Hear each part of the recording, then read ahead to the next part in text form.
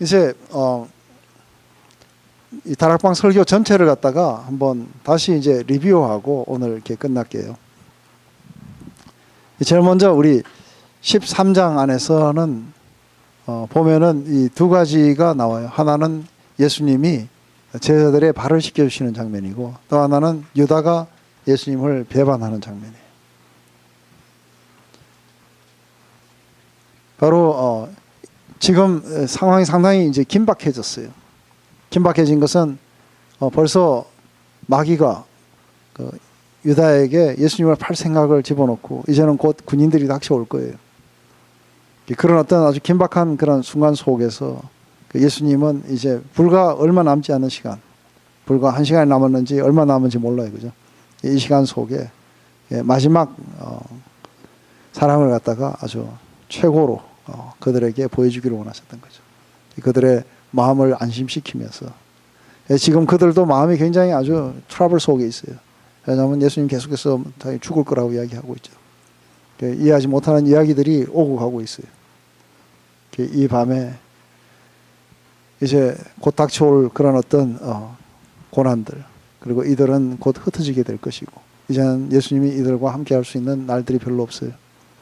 그런 시간들이 별로 없죠. 예수님은 이 마지막에 뭔가를 해주기를 원하시는 거예요. 그 안에 제일 먼저 이렇게 보여주셨던 것은 바로 발을 씻기시는 것이고, 그 다음에 세상에서 이러한 어떤 저항들을 만나게 되지만, 그렇지만 내가 보혜사 성령을 너에게 보내주셔서 그 모든 저항들을 이기고 너희들은 확신 속에서 승리하게 될 거라고.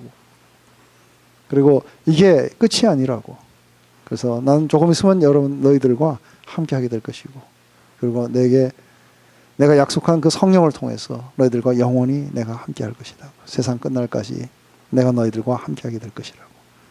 그러면서 이 마지막 이 제자들을 향해서 기도하세요. 그러면서 아버지요. 그래서 먼저 자신을 위해서 기도하시고, 그리고 이 제자들을 위해서 기도하시면서, 아버지 바로 그러니까 이 영광은 바로 무엇이냐면 바로 곧 이제 이들에게 잡혀가게 되고 십자가를 지시면서 그 십자가에서 이 죄인들을 사랑하시는 하나님의 그 사랑이 드러나게 될 거예요. 그 바로 그 하나님의 그 강물 같은 그런 사랑, 도저히 감당할 수 없는 그 사랑이 드러나는 그 일을 하기 위해서 예수님은 지금 십자가로 가시는 거예요. 그것이 첫 번째 원인이 이유고, 두 번째는 지금 여기에 두고 있는 이 소수의 많은 사람들이 다 예수님을 거절했지만 이들은 예수님을 믿고 따랐어요. 그게 바로 이들을 영원하게 함께 같이 하기 위해서 그 십자가로 가신다고 그렇게 얘기했어요. 그래서 그 속에서 이들을 데리고 왔어. 바로 이 영원한 그런 영광 속에 함께 거하게 하겠다고. 그리고 이들의 전도를 받고, 그리고 교회로 나오는 수많은 사람들에게도 동일하게 그 일들이 일어나기를 소망하시면서 이 기도를 마치시게 돼요. 근데 이 첫 번째 시작이 발을 씻겨주시는 예수님인 거예요. 그러면서 이게 끊임없이 나오는 이야기가 뭐냐면, 그러니까 서로 사랑하라는 이야기를 하세요. 내가 너희들에게 새 계명을 준다고. 그것은 너희가 서로 사랑하라고. 서로 사랑하면은 사람들이 내 제자인 것, 너희들이 바로 내게로부터 왔다는 걸 갖다가 알게 될 것이고, 그리고 내가 아버지께로부터 왔다는 것을 너희들이 서로 사랑하고 연합되는 그 속에서 나타나게 될 거라고 이야기하십니다. 바로 그것의 가장 이게 첫 번째 하나의, 이게 요한은 지금까지 7개의 기적과 그 뒤에 설교들이 나왔어요, 그죠? 근데 이것도 마치 기적처럼 뭔가 하나의 사인으로 보여주시는 거예요. 그것은 바로 정말 외투를 벗으셨으니까 외모까지 다 버리시고 우리의 발을 씻겨주신 거예요. 그러면서 지금 내가 하는 거를 갖다가 제자들은 이해를 못했어요. 다른 제자들은 발 씻겨주시니까 그냥 가만히 있었는데 베드로는 잘 이해하지 못한 거죠. 근데 베드로가 이해하지 못했던 것은 우리에게서 드러나게 되는 그런 모든 것들은 우리가 우리 안에 나오는 열매든 우리가 하나님 앞에 영광이 되는 이런 모든 것들은 항상 먼저 첫 번째 움직임이 있어야 된다는 거예요. 그 첫 번째 움직임은 하나님이 먼저 우리를 섬겨주시고, 하나님 먼저 우리를 사랑해 주시고, 그래서 우리가 먼저 사랑한 게 아니라 하나님이 먼저 우리를 사랑하셨기 때문에 우리가 서로 사랑할 수 있게 된다는 거예요. 그렇기 때문에 언제나 하나님의 사랑을 갖다 먼저 경험하는 게 이게 우선순위인 거예요. 근데 베드로는 자기가 먼저 사랑하기를 원해요. 그죠? 절대로 그러지 못합니다 하면서 이제 소영웅주의적으로 나오는 거죠. 그래서 내가 뭐 예수님을 위해서는 뭐든지 다 바칠 수 있고 할 수 있습니다. 이게 이제 죽어야 돼요. 그죠? 죽고 오히려 부인을 3번이나 하고 난 뒤에 실패자로 남아야 그 뒤에 안에서 겸손한 마음 속에서 내가 먼저 이 사랑을 받았기 때문에 내가 사랑할 수 있구나 하는 걸 더 경험하게 될 거예요. 마지막에 회복돼서 결국은 그분을 위해서 죽긴 죽어요. 그죠? 근데 소영웅주의적으로 죽는 게 아니고 똘마니가 보수를 위해서 죽는 게 아니고 바로 그 사랑이 자기를 통치하셨어. 그 사랑이 강권해서 자기를 죽음으로 몰고 가게 될 거예요. 이건 먼저 움직인 사랑이 있었기 때문에 반응하는 사랑이 있는 것이죠. 그걸 갖다가 니는 지금은 이해하지 못할 거라는 거예요. 그렇지만 이후에는 네가 이해하게 된다고. 다 하시고 난 뒤에 옷을 다시 입으시고는 내가 한 것을 왜 했는지 너희들이 이해하겠느냐는 거예요. 이렇게 선생으로서 이렇게 했으니 너희들이 선생보다 너희들이 못하지 않느냐. 그러니까 너희들도 서로 그렇게 사랑하라고. 그래서 제일 중요한 거는 바로 이 하나의 연합 속에서 모든 것들이 쉬어야 되는 거예요. 그 이야기가 이해되시죠? 그죠? 우리 이야기를 하면서 제가 무슨 이야기를 했습니까? 우리가 여자분들한테 정치하지 말라고.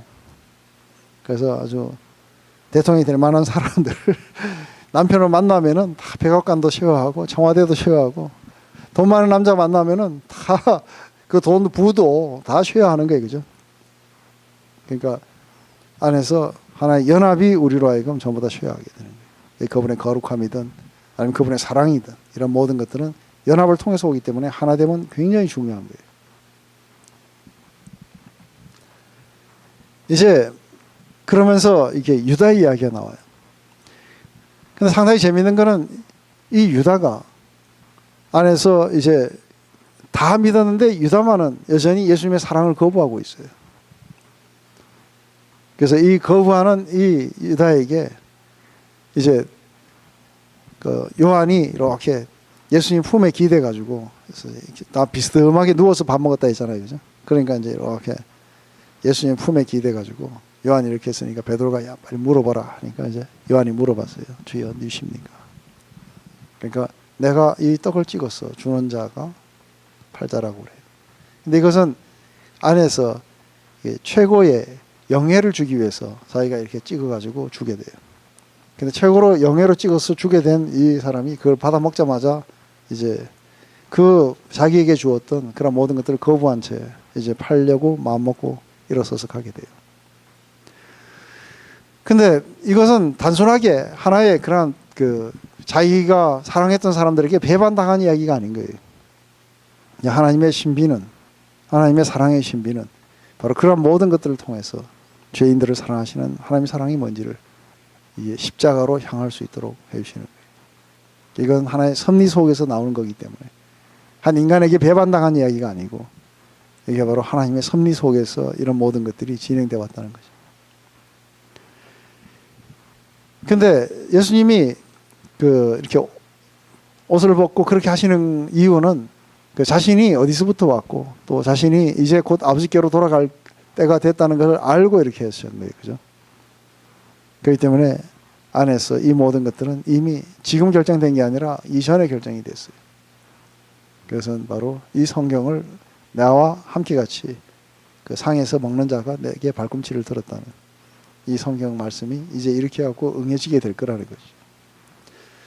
이게 끝나고 나면은 이제 계속해서 제자들이 무슨 질문을 해요. 그 질문이 제일 첫 번째가 뭐예요? 주여, 그 길을 우리가 어떻게 압니까? 아니면은 또 아버지를 보여달라든지 하는 이런 여러 가지 질문들에 대해서 대답하는 이야기가 14장 끝까지 이렇게 가게 돼요. 그 제일 먼저 도마가 너희가 그러니까 아버지께로 이렇게 오는 길이 어딘지를 알게 될 거라는 거예요. 그것은 어떤 다른 길이 있는 게 아니라 결국은 예수님이 아버지를 갖다 계시하시기 위해 오셨기 때문에 예수님에게로 가면 되는 거예요. 그 길은 예수님에게로 가는 거예요. 근데 또 다른 그 이야기로 속에서는 예수님이 십자가를 지셨기 때문에 바로 예수님의 십자가를 통해서 아버지께로 그걸 가게 되겠죠. 그다음에 제자들은 지금 현재 굉장히 많은 혼란 속에서 이런 이야기들을 묻고 있지만 오늘날 우리들은 이게 무슨 말인지 다 알아요. 그렇기 때문에 도마는 혼란 속에서 길을 잘 이해하지 못했다고 이야기해요. 그래서 이거 길을 갖다가 도마는 어떤 시각적인 그리고 또 공간적인 그런 개념으로 해석한 거예요. 근데 이 길은 유일하게 어떤 길이에요? 아버지께로 가는 길은? 이 길은 주님을 알고 그분의 삶과 그런 생명을 체험하면서 일어나게 돼요. 예수님이 누군지를 진정하게, 예수님 안에 나타난 아버지의 사랑이 뭔지를 진정하게 경험하면서 하나님 앞으로 갈 수 있다는 것이죠. 그렇기 때문에 이 지식과 이 체험이 바로 주님이 이 땅에서 사역하시며 인간들이 도달하고 경험할 수 있도록 오셔서 사역하시고 가르치시고 이렇게 하신 것이죠. 그렇기 때문에 주님 자신이 바로 길이시고 또 하나님을 전적으로 반영했기 때문에 진리라고 말씀하시고 그리고 하나님의 삶이 인간들에게 가능하도록 했기 때문에 생명이라고 그렇게 이야기하는 거죠. 그렇기 때문에 아버지를 아는 것은 그런데도 불구하고 빌립은 이제 예수님을 통해서 아는 간접적인 지식을 싫고 아버지를 직접 그렇게 만나고 싶다고 했었어요. 그래서 모세나 다른 선자처럼 하나님을 직접 보기 원했어요. 직접 보기만 한다면 더 이상 질문하지 않을 거라는 거죠. 하지만 이것은 완전히 예수님의 인격과 사역을 잘못 이해한 데서 왔는 것이죠. 예수님은 하나님 아버지의 뜻과 목적을 떠나서 존재하신 적이 없기 때문에 그분의 말씀과 행동이 아버지의 말씀과 행동이었다는 것을 이해하지 못한 거죠. 바로 예수님을 아버지의 계시자로 믿는 믿음은 제자들로 예수님보다 더 큰 일을 할 수 있다고 그렇게 이야기하신 거죠. 육체적인 제안으로 이렇게 예수님은 그 팔레스타인을 벗어나지 못하셨어요. 하지만 제자들은 온 땅에 사실 복음을 전하게 될 거라는 거죠. 그리고 아까 우리 예수님의 이름으로 기도하는 그 이야기에 대해서 했어요. 그 예수님의 뜻을 따라서 주님의 이름으로 기도한다는 것은 예수님이 기도하는 것과 동일한 효과가 있고 아버지는 동일하게 예수님이 기도하신 것처럼 듣고 역사하실 거라는 거죠. 근데 예수님의 기도가 아버지의 뜻에 온전하게 순종해서 나온 거기 때문에 우리의 기도도 또한 그렇게 해야 되는 거죠. 그렇기 때문에 예수님의 이름으로 기도한다는 것은 아버지의 뜻에 온전하게 순종해서 드리는 그 기도라고 생각해요. 그것은 우리의 차가운 의지의 실현이 아니라 주님의 사랑에 대한 우리의 따뜻한 반응으로서 일어나게 될 거라는 거죠.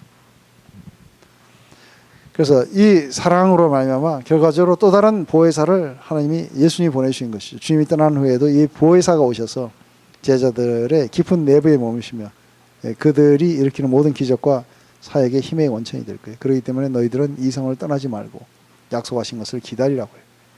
그래서 오순절날이 되면 위로부터 성령이 임하시게 되니 이들은 온 땅에 예수님보다 훨씬 더 커다란 능력들을 발휘하기 시작하고 온 땅에 복음을 전하는 이게 바로 사도행전이에요. 그러면서 여전히 아버지께로 완전히 돌아가기 전에 부활하셔서 제자들을 한 번 더 만나게 될 거예요. 하지만 궁극적으로는 성령을 통해서 이들 가운데 오시게 될 거라 봐요.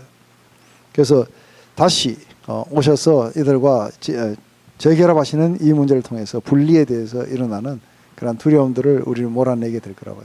그래서 하여간 이 분리라는 것은 상당히 안 좋은 거예요. 분리라는 것이 일어나게 되면 하나님과 일단은 어떤 형태로든 분리가 일어나면은 우리는 확신이 안 돼요. 그래서 기도를 해도 들으시는지 말하는지 그래서 안에서 안 되니까 그냥 막 소리를 더 질러보기도 하고 뭐 그렇게 하는데 그래도 이게 좀처럼 확신이 잘 안 와요. 그래서 제가 한때 그랬던 때가 있었어요.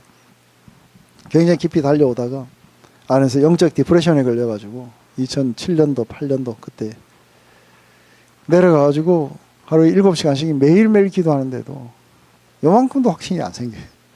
안에서 철저하게 분리를 갖다 경험하는 거예요. 그런 속에서 나올 수 있는 유일한 기도는 뭐예요? 나의 하나님 왜 나를 버리시나이까. 버렸다는 이 확신 이외에 다른 확신들이 잘 안 드는 거예요. 그렇지만 그때도 여전히 하나님의 컨트롤 안에 그분의 사랑 가운데 있었다는 것은 주님의 말씀을 이제 붙잡고 그러니까 버텼던 시간들이죠. 왜냐하면 그 어떤 것도 그리스도 예수 안에 있는 하나님의 사랑에서 끊을 것이 없느니라. 죽음마저도 어떤 질병도 어떤 가난도 궁핍도 그리스도 예수 안에 있는 하나님의 사랑에서 끊을 수가 없느니라. 아멘. 그것을 부여잡고 그냥 이렇게 걸어갔던 그런 어떤 시간들이었다고 봐요. 그게 때로는 감정과 상관없이 안에서 믿음으로 계속해서 붙잡고 갔던 그런 시간들. 그래서 이 분리라는 것은 굉장히 두려운 거예요. 맞습니까?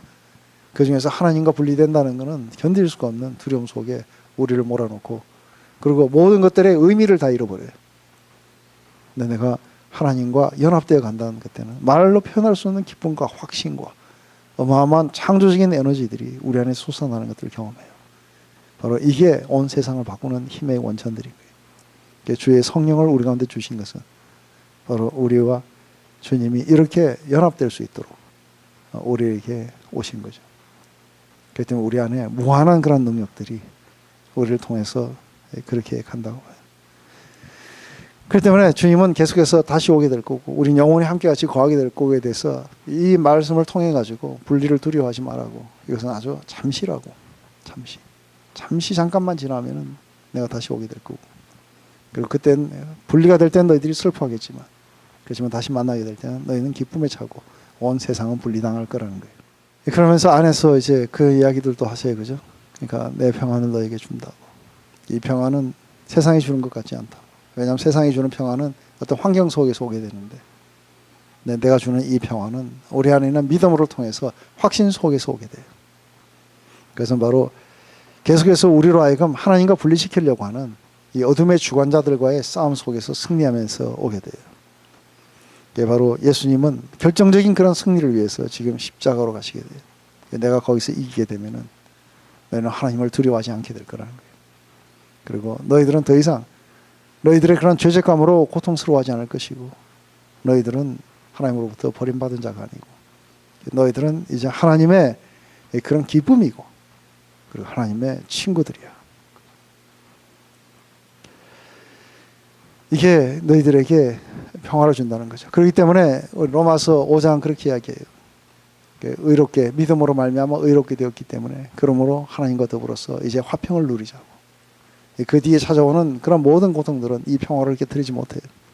그래서 고난은 이 연단은 그러니까 연단된 그런 인격들, 소망을, 그리고 마지막에 하나님의 사랑이 우리에게 부음받아야 하고, 이게 우리로 하여금 끊임없이 가게 되는 것은 안에서 우리가 연약할 때, 죄인 되었을 때, 원수 되었을 때 우리를 위해서 자신의 삶을 버리신 그 하나님을 생각하면 우리 안에서 확신이 생겨나는 거예요.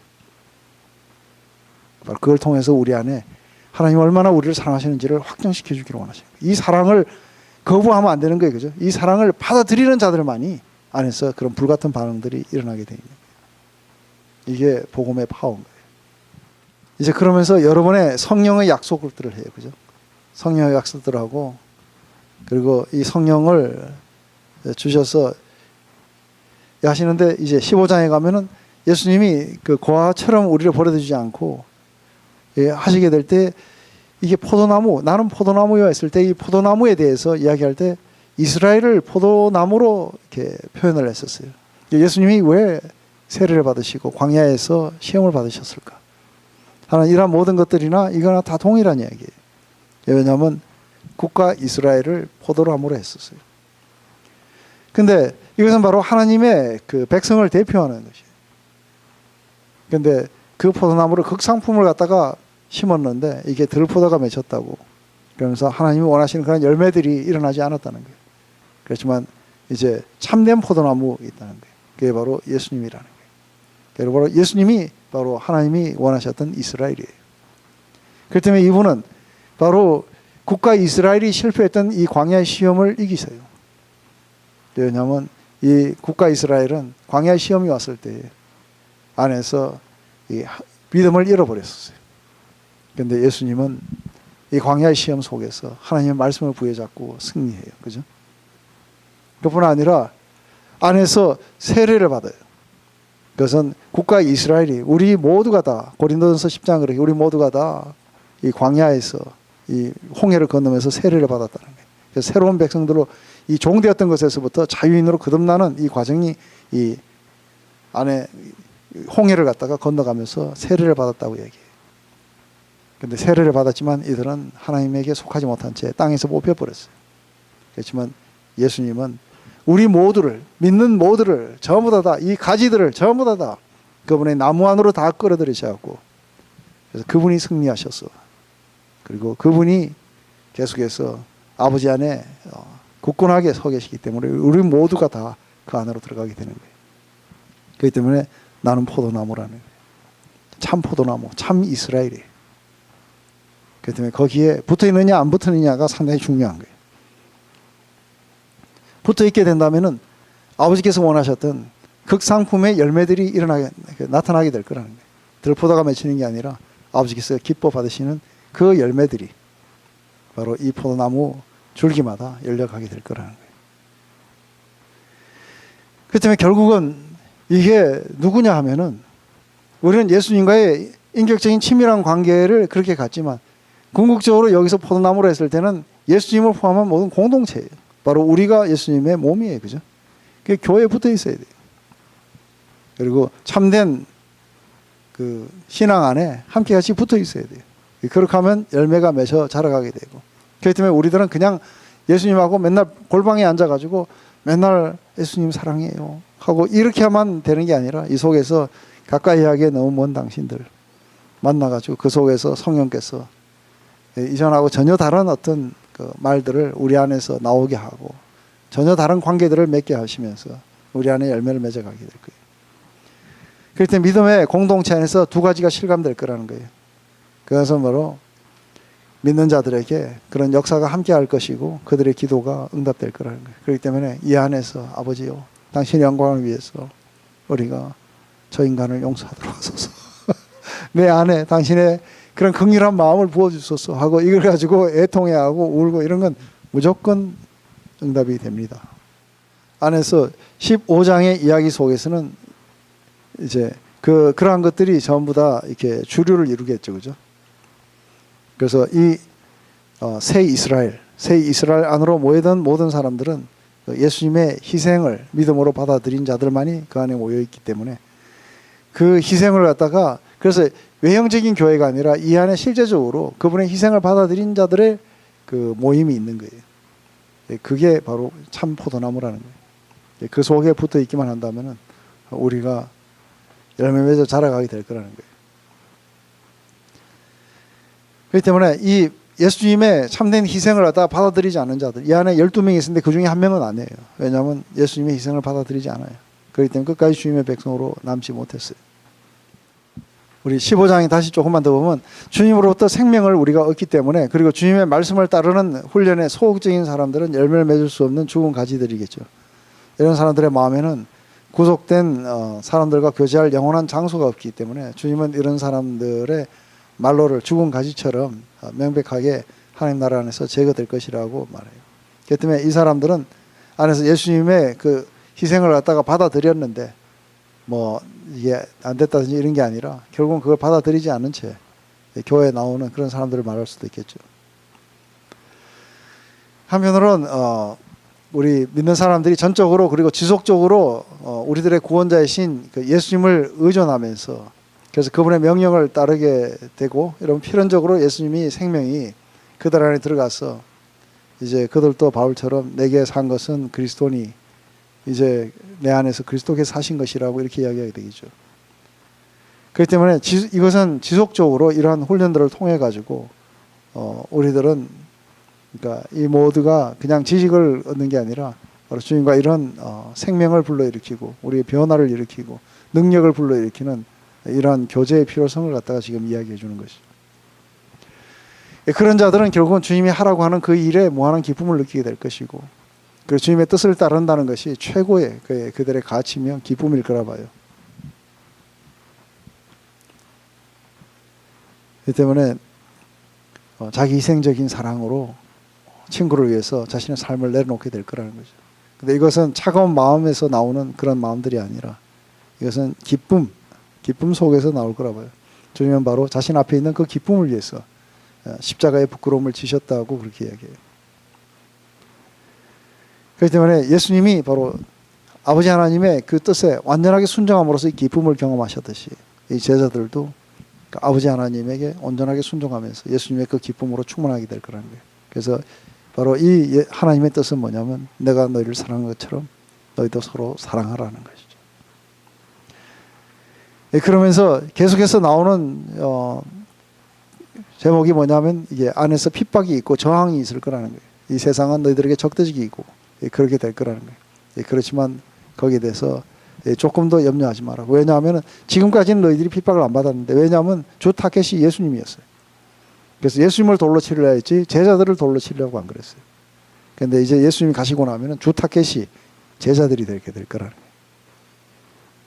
거예요. 그 이야기를 미리 이야기하신 것은 왜? 이런 일이 실제로 일어날 때 실족하지 않게 하기 위해서 미리 말씀을 다 해주시는 거예요. 이런 일이 일어나게 될 거다. 세상이 너희들을 갖다 핍박하게 될 거고, 너희들을 옥에 가두게 될 거고, 너희들이 돌로 치거나 이런 것들을 경험하게 될 거다. 그렇지만 염려하지 말라고. 왜냐하면 내가 보혜사를 보낼 거라고. 와서 온 세상을 그렇게 죄에 대해서, 의에 대해서, 심판에 대해서 꾸짖게 될 것이고, 너희들이 하는 그런 모든 것들을 서포트하고 너희들이 하는 모든 것들을 능력으로 확정하게 될 거다. 그렇기 때문에 너희도 증거하게 되고 너희 증거를 통해서 성령도 증거하게 하실 것이다. 이게 바로 온 세상을 이겨가는 하나님의 방법이었던 거예요. 그래서 바로 이런 모든 저항들, 이런 모든 그 핍박들이 오게 될 때에 염려하지 말라고. 뭘 말해야 될지도 생각도 하지 말라고. 왜냐하면 너희 안에서 내가 전부 다 말하게 되고, 왜냐하면 내가 세상을 이겼다. 내가 세상을 이겼기 때문에 너희들도 이기게 될 거다. Don't worry. 이게 바로 성령의 사역의 굉장히 중요한 그런 부분들이에요. 성령의 사역은 바로 적대적인 세상 속에서 안에서 예수님이 하신 그런 모든 말씀이나 가르치심들, 또 아버지의 그런 뜻을 갖다가 증거하기 위해서 온 거예요. 그렇기 때문에 우리는 우리만이 남았다면은, 그래서 우리가 항상 이렇게 생각해봐요. 어떤 적대적인 사람들에게 복음을 전할 때 항상 우리가 가진 것이 전부라고 생각하니까 이 가서 저 인간 좀 될 것 같지가 않다고 이렇게 생각해요. 근데 의외로 굉장히 아닌 것 같은 사람들이 굉장히 쉽게 무너지는 걸 전도를 많이 해보면 여러분들이 경험하게 될 거예요. 그 안에 거의 대부분의 아주 굉장히 커다란 반전이 일어나게 되는 거는 이렇게 핍박하고 이랬던 사람이 이게 아주 어이없이 꺾여 들어오는 걸 봐요. 그리고 어떤 한 순간에서도 안에서 너희들을 핍박하고 이런 자들에게 뭐를 말할 건지를 염려하지 말라고 줄 거라고 그래요. 근데 우리 우크라이나 갔을 때도 이런 일이 있었어요. 이게 병원이었는데 눈병원이었어요. 근데 병원이 굉장히 커요. 공산주의 국가였어서 그런지 병원이 굉장히 커갖고 복도가 여기서부터 저기까지 까마득하게 보이는 거예요. 그렇게 길다랗게 생긴 그 병원인데 거기에 이제 들어가가지고 이 사람들에게 복음을 전한다고 이제 들어간 거예요. 첫 번째 방을 똑똑 하고 들어갔더니, 그러니까 거기서 몇 명이 이렇게 앉아 있는데 어떤 아저씨가 이렇게 눈에 이렇게 붕대를 감고 이렇게 앉아 있는 거예요. 침상에 앉아 있었어요. 그래 가가지고 이제 막 우리 팀 중에 한 명이 가가지고 이제 통역을 통해 가지고 우리가 기도해 주러 왔다고 하니까 막 화를 막 내는 거예요. 빨리 나가라 하면 소리를 막 지르고. 그래가지고 아이고 잘못 들어왔구나 해갖고 막 확 나가는데, 근데 갑자기 무슨 생각이 탁 들어왔느냐면은 이 말을 해봐야 되겠다 싶어갖고 가가지고, 근데 혹시 당신을 위해서 노래를 불러드릴까요? 했더니 불러라 하더라고요. 그래가지고 됐다 해갖고 이제 집사람 보고 들어오라 그래갖고 My peace I give unto you. 평안을 너에게 주노라 하고 불렀어요. 그러는데 이게 보이지도 않잖아요, 그죠? 붕대를 맺는 사람이 이런데 이게 얼마 안 되는데 갑자기 막 울기 시작하는 거예요. 그래 기도해 달라고 하는 거예요. 그래가지고 막 기도를 해줬어요. 막 하고 이제 그래갖고서는 그래도 감사합니다 하고 팍 나왔더니 쭉 가면서 서 있는 모든 문마다 사람들이 와서 일로 들어오라는 거예요. 우리 보고 들어오라고. 그래가지고 그날 우리 집사람 빅건 됐어요. 아주 큰 무기가 돼가지고 야 어떻게 그냥 하기만 하면 그냥 막 사람들이 전부 다 그렇게 무너져 가는 걸 봤다고. 그 안에서 이렇게 담대하게 그런 어떤 순간에 하나님 앞에 지혜를 구하고 또 주신 대로 해보고, 그러면 너희들이 증거하면은 누구도 증거하신다고요? 성령께서도 증거해 주시겠다고. 그것 때문에 성령을 보내시겠다는 거예요. 그러니까 한 사람의 감화 감동의 역사는 우리들의 말 잘하는 역사가 아니고 노래를 잘하는 역사가 아니고 우리는 그렇게 하게 될 때 성령께서 한 인간들의 마음을 타치해 주시는 거예요. 그러니까 안에서 수도 없이 막 그 옆집 아저씨 깨야 된다고 막 가야 된다 했을 때 그게 무슨 힘으로 가서 우리가 처음 보는 아저씨를 깨겠어요. 근데 안에서 그때는 하나님의 영광을 위해서, 그죠? 전적으로 그 뜻에 순종해서 우리가 가자. 그래서 우리끼리 기도하고 뭐든지 주시는 지혜대로 그냥 가서 행하자. 그러니까 하나님이 함께 하실 것이다. 그래가지고 그냥 뭐 케이크 하나 사들고 가가지고 우리가 생일은 아니지만 오늘 새롭게 이 가정이 이렇게 새롭게 되기를 원하면서 여기 촛불을 켭니다 하고 촛불을 켜놓고 뭐 해갖고 하면 처음에 막 돌아온다 아저씨들이 그냥 나중에는 시간이 지나면 막 하면서 깨져갖고 울고 이래가지고는 안으로 들어오고 하는 그런 역사들을 봐요. 그 안에 그런 속에 있다는 그런 자체가 말로 표현할 수 없는 어마어마한 그런 기쁨들인 거예요. 이게 바로 안에서 그러니까 너희들도 처음부터 있었으니 증거해야 된다고. 성령도 함께 증거하실 것이라고. 그걸 갖다가 우리는 친밀감 속에서 믿기 때문에 가는 거예요. 그래서 오라는 데는 없어도 갈 데는 많은 거예요. 만약에 이 증거가 없으면은 오늘날 우리하고 첫 번째 제자들하고 사이에 관계가 끊어져 버려요. 맞아요? 바로 이 증거가 있었기 때문에, 바로 그것 때문에 이 뒤에 오는 수많은 세대들을 위해서도 계속해서 증거해야 되고 성령은 영원히 우리와 함께 같이 그렇게 증거해 가실 거라는 거죠. 근데 바로 이 증거를 하게 될 때 세상은 녹록하지 않을 거라는 거예요. 그 안에 아주 핍박과 거센 저항을 하게 될 거라는 거예요. 근데 저항이 있으면 있을수록 안에서 이 너희들의 이 기쁨을 빼앗아가지 못할 거라는 거예요. 한때는 막 문전박대 당하고 이렇게 집으로 돌아갈 때도 있었어요. 이렇게 돌아가면서 우리가 주님을 위해서 핍박받는 수준에 이르렀다고 기뻐했어요. 그러면서 다음번에는 문을 열어주시겠죠 하고 가기도 했었어요. 그보다 훨씬 더 많은 고통들을 제자들은 당했어요. 그렇지만 사도행전에 보면 그게 싹 끝나고 나면 하나님의 말씀은 흥황하게 서가더라. 이 이야기가 사도행전에 계속해서 반복해 나와요. 성령께서는 모든 것들을 극복하시고 하나님의 말씀은 땅끝까지 전파되어 가는 것들을 봐요. 안에 이러한 모든 것들을 다 마치고 난 뒤에 이제 주님은 그러니까 이 모든 것들을 통해 가지고 하나님과 예수님이 나누셨던 그런 친밀감들 그리고 그 영광들 함께같이 나누었던 그런 모든 사람들에게 이 제자들도 들어오게 하시고 우리의 삶이 저들의 삶이 되고 우리의 시각이 저들의 시각이 되고 그래서 저들 안에 많은 열매들이 일어나게 될 거고 또 저들의 증거를 받은 사람들을 통해서 이런 일들이 하나님의 영광이 물이 바다를 덮은 같이 온 땅을 덮게 될 거라는 거예요. 그래서 하나님이 영광을 받으시는 거예요.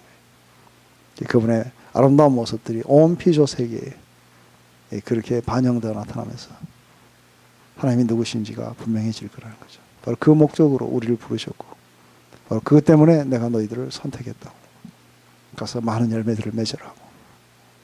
이게 우리 13장부터 17장까지 이게 바로 처음에 섬기시는 예수님의 모습을 보여주면서 너희도 나아가서 그렇게 섬기라는 거죠. 한번 다시 집에 가셔가지고 13, 14, 15, 16, 17 이 5장이에요. 그죠? 이걸 한번 이러한 각도 속에서 계속해서 읽어보시면은 여러분 안에 굉장한 친밀감으로 그리고 굉장한 아주 퀄리티 있는 그런 관계 안으로 그리고 기도의 삶으로 그리고 기도가 응답되는 그런 확신의 삶으로 여러분들을 인도해 주실 거라고 믿습니다. 아멘. 자, 기도하고 마칠게요. 하나님 아버지 오늘 다시 한번 다락방 설교의 말씀을 우리가 다시 나눴습니다. 하나님 정말 이 일들이 주를 따르자고 하는 또 신실하게 반응하는 모든 자들의 삶 속에서 일어나고 있고 지금도 그렇게 역사되고 있는 것들을 봅니다. 아버지 바로 이 목적을 위해서 우리를 선택하셨다고 하니 하나님 우리의 삶이 다시 한번 그를 향해 힘차게 달려나갈 수 있도록 우리로 하여금 주님과 친밀한 관계 속으로 그리고 주님의 뜻을 행하려고 하는 우리들의 열정의 삶으로 다시 불러주시고 그 안에서 이제는 모든 두려움들이 우리를 쉐입해 나가는 것이 아니고 확신과 비전들이 우리를 쉐입하게 하셔서 당신의 영광을 위해 달려가게 하셨고 온 땅에 우리들을 통해서 많은 열매 거두시고 하나님 영광을 받으시옵소서. 예수님의 이름으로 기도드렸습니다.